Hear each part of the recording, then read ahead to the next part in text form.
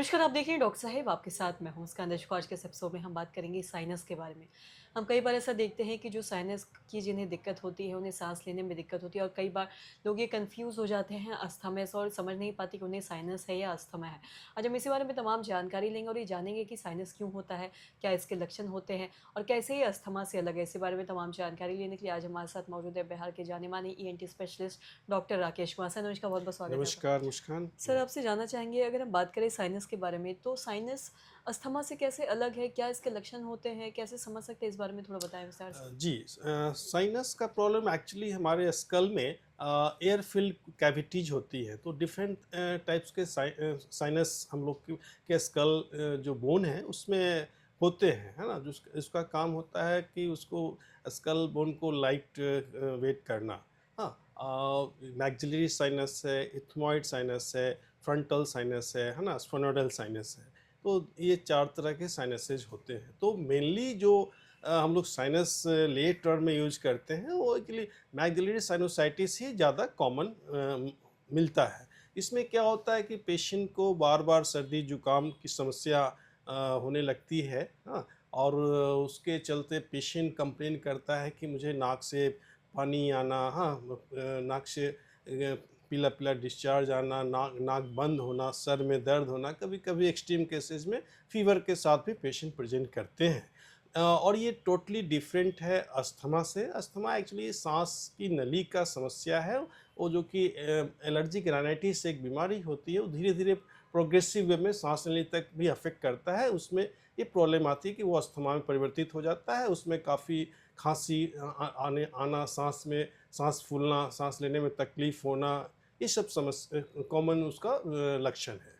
जी, और साथ ही अगर हम साइनस के बारे में बात करें, हम देखते हैं कई बार लोग अस्थमा में भी साँस लेने में दिक्कत होती है और जब ये एलर्जी होता है साइनस से, लोगों को उसमें भी साँस लेने में दिक्कत आती है। कई बार दोनों लोग इन्हेलर भी यूज़ करते हैं। मैं आपसे ये जानना चाहूँगी कि दोनों में अंतर कैसे है? और कई बार लोग हैं जो जो साइनस के रोगी होते हैं, वो दूसरे डॉक्टर के पास चले जाते हैं, उसके डॉक्टर दूसरे के पास चले जाते हैं। तो कैसे अंतर आप पा सकते हो, किसके पास कौन जाए? जी, बिल्कुल बहुत ही अच्छा सवाल आपने किया है मुस्कान।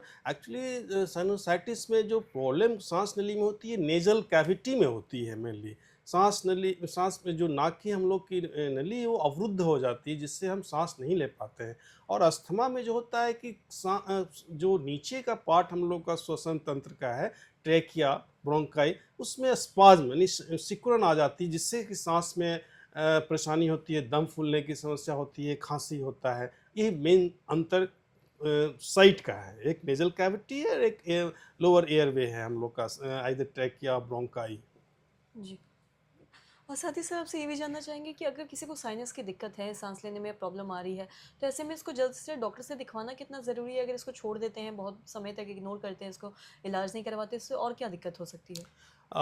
सही, इसमें पेशेंट को बार-बार सर्दी जुकाम होना, और जो हम लोग का साइनसेस का पर्पस है, जो म्यूकोसा या जो भी म्यूकस सिक्रीशन को ड्रेन करते रहना नेज़ल कैविटी के द्वारा, वो अवरुद्ध हो जाती है। तो धीरे-धीरे वहाँ पर क्या होता है कि साइनसेस का जो लाइनिंग है, इंटरनल म्यूकोसा, उसमें चेंजेज आने लगते हैं, और फिर वो वहाँ पर सूजन आएगी। फिर बाद में समटाइम्स पॉलीपॉइडल चेंजेस भी आने लगते हैं, जो कि बहुत बोलते हैं कि नाक में मांस आ गया है, या नाक में किसी तरह का और भी दिक्कत आ रही है। तो ऑस्टिया ब्लॉक्ड हो जाता है। वो बाद में काफ़ी फिर एक सर्जिकल ही हम लोग उसको फिर ऑप्शन में हम मरीज के पास होता है कि उसको ब्लॉकेज को खोल दें, ताकि जो साइनसेस का जो नेचुरल जो फंक्शन है वो होता रहे, जो सिक्रीशन को निकालते रहना, एक्युमुलेट नहीं होना, वेंटिलेशन पाथवे को मेंटेन रखना। जी। सर, बहुत-बहुत शुक्रिया तमाम जानकारी देने के लिए। तो आशा करते हैं दर्शकों की जो तमाम जानकारी है आपके लाभदायक रही हो। आप ये समझ पाए होंगे कि जिन भी लोगों को साइनस की दिक्कत है, साँस लेने में दिक्कत आती है, उसके लक्षण क्या है, कैसे इसका इलाज करवाना है और अगर इसका इलाज नहीं करवाते हैं तो ये कितना दिक्कत दे सकता है। इसी बारे में आशा करते हैं जो तमाम जानकारी है आपके लाभदायक रही हो। तो आज के इस वीडियो में इतना ही। अगर आपने मेरे चैनल को सब्सक्राइब नहीं किया तो तुरंत कर लें। साथ ही हमारे फेसबुक पेज को लाइक करें। वीडियो देखने के लिए आपका धन्यवाद।